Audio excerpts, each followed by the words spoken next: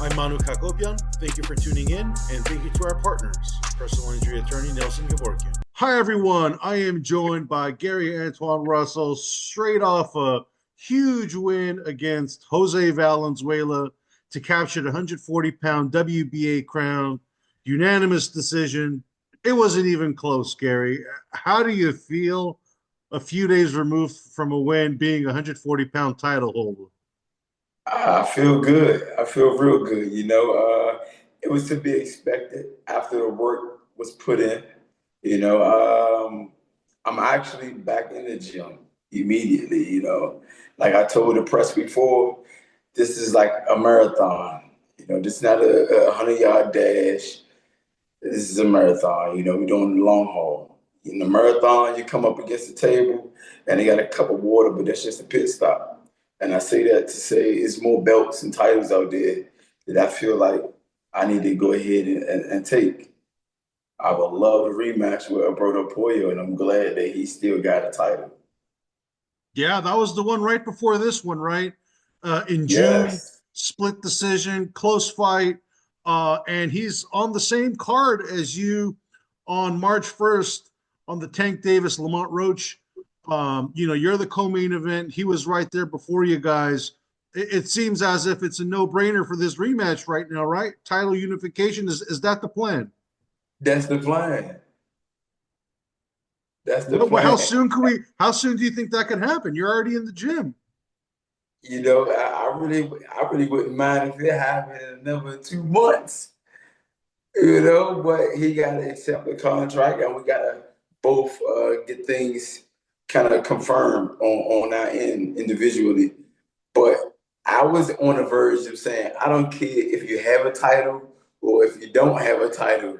My pride was on the line with that last fight, and I feel like you got to see me regardless. Like we got to have a rematch regardless. And it makes it even more better that you still got a title. So I'll be able to take something from you.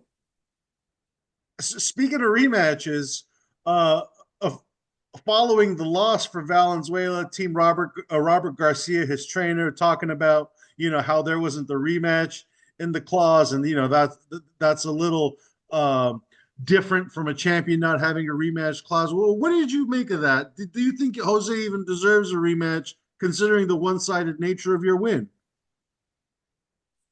I mean, I feel like I fought my way up to that position as far as climbing the ladder. Uh, Definitely with certain opponents that allowed me to be positioned a certain way. If you want one, I mean, for honestly, from me to him, the love for the sport and the love for the art and the craft, I wouldn't mind giving him a rematch down the road. It wouldn't be immediately though. Yeah, it wouldn't seem like the right fit. I mean, this wasn't like his performance um, against Chris Colbert, right, where there was controversy, immediate rematch. It made Exactly. sense, Exactly. and he went Exactly. ahead and knocked him out. There was a clear disparity in skills on Saturday night. I'll let you explain though. How did you rise to the occasion? Was it more about what you did, or perhaps Jose's inferior skills? What was the key ingredient to you looking so good? Honestly, listening and following instructions. My brother always tells me the difference between great and good is inches and centimeters and the ability to produce. And that's real. I believe that everybody that participate in this profession is definitely flawed, but not every participant fix those flaws. We, on the other hand, we honor the art of this sport through and through to the point we are our biggest critics. Like we are our worst critics. Like we will look good to the masses, and we will still like personally. I give myself a C plus, not taken away from Jose or nothing like that, but it's just because we've been around the block in terms of been in boxing for so long. We have seen many different styles, many different formulas to be victorious. We actually seen many flaws as well. So in order to capitalize on these flaws, it's certain things that you just is necessary for you to do. We exploited Venezuela's flaws. He haven't fixed his flaws. It was some things that I still did in that fight, although I looked it spectacular. So we back in the gym and we fixing these flaws. It wasn't nothing that Venezuela did. It was everything that I did. And it was honestly just listening and following instructions. And during the fight, you've obviously all of your wins until that point had come via stoppage. Was the stoppage in the back of your mind where you're like, man, I got to keep this 100% win ratio, be a knockout going? I ain't gonna lie. It was. And the reason why is because you would see me drop my mouthpiece. My mouthpiece that came on. I looked down and I assumed that he was gonna be Curtis Fu, but he wasn't. He punched me right in my face. Bam. And it got me mad. So now I'm just like, oh, I'm about to get you. I'm about to get you immediately. Like, forget the game plan. I'm just about to hurt you, It was personal at that point. right. At that moment, you'll hear my cornerman screaming out, reel yourself back in, get back on your stick, get back on your stick. That's your jab. Get back on your jab, get back on your jab, reset. When they say reset, that means I'm running downhill. That's an analogy. Is like when you're running downhill and you pick up a good momentum, it's hard for you to stop yourself. You know what I mean? It's hard for you to stop yourself and kind of like find your footing. So we say when you moving too fast for yourself, we call that running downhill. Like you running downhill, regroup yourself, go back to the game plan. Don't deviate. And you'll hear them screaming it. And I was mad because I just got hit. This was like, okay, let me listen. Let me follow instructions. And I get back on my jab, keep my head moving, hands high, Because honestly, a lot of people, what they don't know is Venezuela, he was still strong.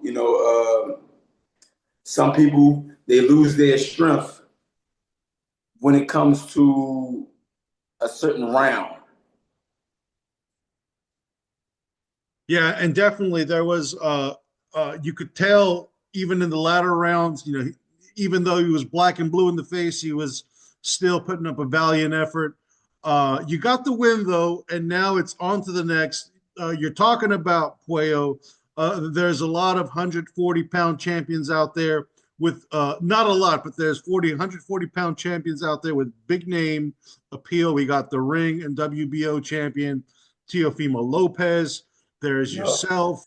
And then we have the rest of the crew with Alberto Puello and Richardson Hitchens. Now, with the fight, do you think, Richardson Hitchens, with being the IBF champion, that's a perfect East Coast fight. Do you think that's another title unification fight that you think could happen? And with him being such a promoter and talker, how do you think that buildup would go? Honestly, it'd be a good build up. I wouldn't mind fighting any of the champions because that's literally my goal. Like that is literally my whole adventure right now. Like I'm literally going after every title. Teofimo, he got something coming up. Alberto Poyer, he just fought, so he don't have anything coming up. Richard Hitcherson's, he don't got nothing coming up. And do you have me? I want to wipe out my division. After I wipe out my division, I will move up or move down. I came in on a scale at 138. So it's nothing to go to 35, Would I? It depends. You got to make sense. So I wouldn't mind going to 35. It would be easy for me to make 47.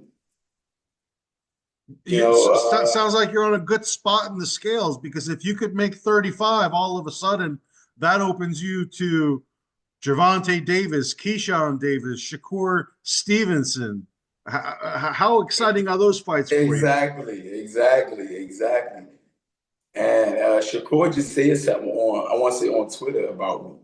saying that he'll fight me. I said, okay, I wouldn't mind that. I don't know how true it is. A lot of times social media be twisting people's words up. So I said, I know him personally, so I would reach out to him just to get clarity on how things was said and happened. But yes, it does open me up to a range of Devontae Tank Davis, Keyshawn Davis, or Shakur Stevenson, and many more. So as far as who else is out there, of course you got to put down all of the champions: Richard Hitchenson's, Alberto Pollo, and Teofimo Lopez. I definitely want Alberto Pollo, hands down. I definitely want him. Teofimo Lopez, he have the title. Richard Hitchenson's, he have a title that I need. So it's not really a hit list or anything. It's just a near fact of who has the titles. I don't care who have them, whoever have them. I wanna go up against you so I can achieve getting the title. And 135, I think the fact that you're open to that, it's a very top heavy division with some of the biggest names out there. There's Vasily Lomachenko out there, but we don't really mention him anymore because we don't know if he's retired, if he's going to continue to fight. He definitely needs to make a statement as to what his future holds. But again, Tank, Shakur, and Davis, those Keyshawn Davis, that is, those are three amazing fights for you. Two of the better American fighters in that weight division would be facing off at that point. Which one of those fights would you want the most? Of course, you gotta say Tank. You gotta say Tank. Why? Because not only is he the cash cow, but he's the guy to beat. He's the guy to beat. And A I lot of feel people like say Lamont Roach did that already. no. I feel like Lamont Roach, he represented well, and he fought better than any other contestant that went up against Tank. Tank is the champion, and I feel like when you're dealing with the head guy, that main guy, you really got to beat him. I don't know how many times like I say this. He didn't really take the fight from Tank. It was combative. They both started off very late. I want to say round 5, round 4, like the late ending of round 4. Definitely a slow Yeah. moving fight. Right. So it wasn't like it was a blowout. I feel like when you beat the champion, it should be a blowout. If it's not a blowout, you gotta have some dominant rounds, some very dominant rounds, like you knocked them down or you stunned them many times. Something. It was none of that. It was just okay. He lasted with Gervonta Tank Davis. Tank, it didn't knock him out. And what do you make of the entire aftermath? A lot of people, saying Tank was fortunate enough to get a draw. You're saying you got to beat the champ in order to beat a champ. But if that knockdown, if that knee was ruled a knockdown, the entire scorecards get flipped, and Roach does walk away with the win. What do you make of the entire fallout? Can you just relate to what Roach is experiencing right now, just having that victory slip through his hands? Uh, Honestly, anyone would feel some type of way as far as being sad when they don't get a victory. We in this sport and we slaving, putting our body through all type of headaches and beat ups, bruises. We just the wear and tear is there, and it's all for this one day. And this one day, you're supposed to show up and show out and shock the world. You feel like you've done enough, and you're still not victorious.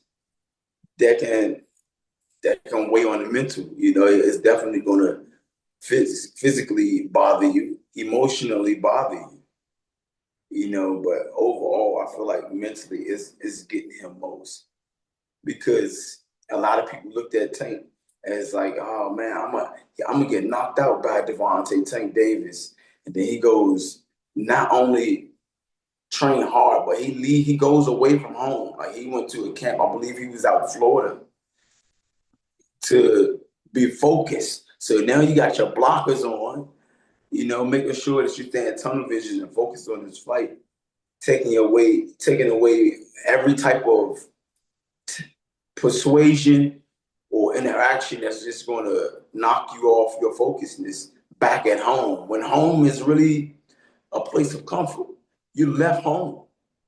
So now you're doing things that's out of the ordinary, and you still don't get a victory. I feel like that hurt him. But honestly speaking, like you did not beat the champion. And since we're on the topic of Tank, you brought up Shakur. We got to talk about it. Shakur and Tank. Who do you think wins that fight if it ever happens? Uh, I believe it's going to be another boring fight, but I believe Tank will win. Why? For the same exact reason. I don't think Shakur would do enough to beat the champion. You know, it would be, I think, less exciting than Lamont Roach and them. Lamont Roach fight versus Tank. At least Lamont Roach, he stood there at times, mano a mano, in the middle of the ring, and they exchanged. I believe Shakur, him and his particular fighting style, can't take nothing away from him because he's a technician. Shakur's a technician. Good defense. He don't really take no risk. If you feel as though a person is stronger than him, he's gonna keep you right there at bay. He's gonna keep you at the end, and he's gonna just line you up and pick you apart, and move. Tank, he got good defense. So a lot of the shots that's going to get thrown, I'm pretty sure, is not going to land. It might land on the gloves here and there, but then it would turn into a fight where Tank is now stalking. He's the stalker, and he's trying to corner Shakur. Things like that, taking the fight to him because Shakur is going to be bouncing around, moving around, using angles just to make sure that he doesn't get hit with one of these power shots. But I think that will be dragged out from round 1 to 12. Shakur will be a technician, moving around, bouncing around, round 1 to 12. Tank is going to try to chase him down, corner him, cut the ring off, round 1 to 12. And Tank is a slow starter anyway. He starts round 5, round 4. He picks it up. He examine what you got, and then that's when he starts to try to pick you apart. Counter shots, hard counter shots. Yeah, I think a lot of people agree with how you just played out, how you envisioned that fight going. I think the promotion will be one of the all-time greatest promotions, and the fight just wouldn't live up Exactly. to because it's just stylistically, it doesn't mesh. As you know, the styles make fights saying, and I think that one. Hopefully, we're all wrong. Hopefully, that fight happens one day, and it's we're all wrong, and I we know, all right? we all eat our words and say, hey, kudos to these two guys for flipping the script and fighting out of their comfort zone and what they're used to. And you obviously are now a power player in the 140-pound division. We're talking about 135 as something that might be possible, but 140 pounds, you're right there in the mix. And then there's Teofimo Lopez, who's fighting Arnold Barboza on May 2nd in Times Square. Teofimo's getting a lot of flack, especially for some of his egregious statements to the African American community and all that Exactly. stuff. Been Uh, hearing what, that. what do you make of all of the antics of Teofimo lately? Do you feel that you need to solve this problem yourself, being an African American fighter? I honestly, I somewhat do, because it's not like he's saying it to someone within a small area. Like they had an argument, and he said it to him personally. Is what I was trying to get to. It's not like he said it to someone personally. It's being broadcast on television and Twitter, stuff like that. And regardless, a racial slur is a racial slur. And I know him personally as well. And I don't know if it's a gimmick or whatever, but he said it not once, he said it twice. And now it just got me feeling like, okay, this is just a part of who he is. Now, he can have a weird sense of humor or something like that. They call it dark. You got a dark sense of humor because you're playing with racial cards and stuff like that. So they call those type of things dark humor. He has been known to be goofy. He's goofy behind closed doors. He's funny. He's um, he's a good guy. But still, I feel like by him repeating this, it's coming off a little cringy. And it got me looking at him a little different. So that fight would be very personal to you if that happens. A title unification fight, ring WBO champ, fighting WBA champ. That would be a personal fight for you. Yep. How would that fight go? It got to be a winner and it got to be a loser. And I'm going to make sure I come bringing my A game as usual. And like I said, this last one, him clean up his act is definitely going to be a chip on my shoulder. Yeah, and you walked into this Valenzuela fight with a chip on your shoulder. How does that help you in a fight when, you came off the loss? I remember you said leading up to the fight that you do have this chip on your shoulder. What was that like in preparation for the Valenzuela fight? Just knowing where I stand. A lot of times people lose and it distinguishes their flame, their torch. I try my best. Well, me and my family, we don't live by that type of thought process. We lose, it was because of we lost. It's not something that the opponent did. It was just that immaculate. It's because we lost. We didn't do what was necessary. We didn't stay focused. My father always said, this sport, you got to be laser focused from ding to ding every round. And a lot of times people get fatigued. The body don't work the same in the later rounds, and it trickles over into their level of focusness, their focus span. In the moment you start getting lackadaisy mentally, you get hit with a clean shot.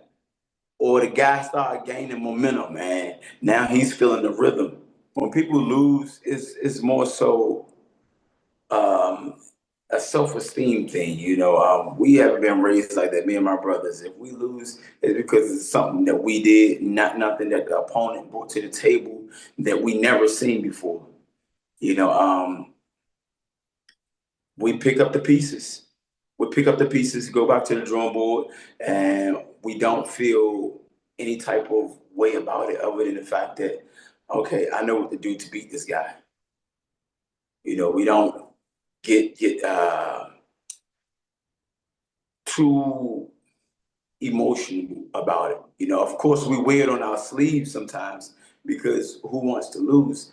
But we're not the type that feel like, oh man, I'm not good as I thought I was. We don't second guess our talent.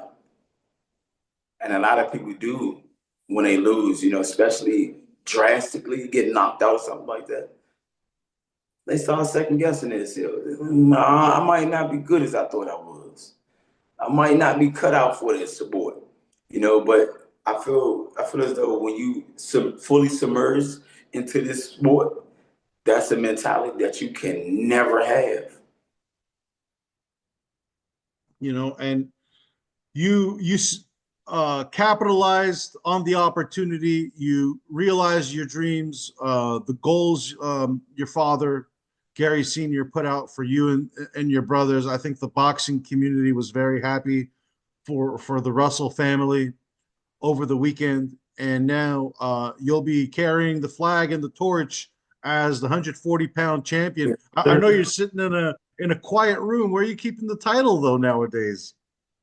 I'm not trying to get too big headed. Definitely a humble being, and I gotta put up. I gotta put up. It's in the case. It's in Gotcha. the Did case. you celebrate in any special way? Not yet, surprisingly, not yet.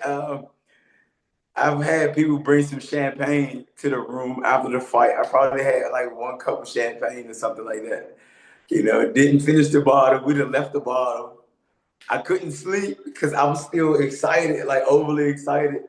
So now it's just like oh man, I need to find time to get some sleep. I couldn't. I want to say just yesterday, day before yesterday, I went to the gym. After that gym session, I like to hibernate. I almost slept all night. I mean, all day and night. So I'm like, no, I gotta get up. I gotta get up. I woke up super late and I said, what is going on with my body? I said, my body probably needed it. Sure Body did. probably And needed it. I see you wearing a Pizza Planet shirt. Maybe treat yourself to a slice of pizza I before. just, I just might, right? I do think I need that. Gary, thank you very much for taking the time. Congratulations again. Best of luck to you in getting the big fights you deserve moving forward. And I'm sure you're going to be looking forward to every big opportunity that's going to be headed your way. Definitely will. Look, thank you for having me. Really, it's a blessing. It's an honor to be on your show. And once again, I appreciate you inviting me on.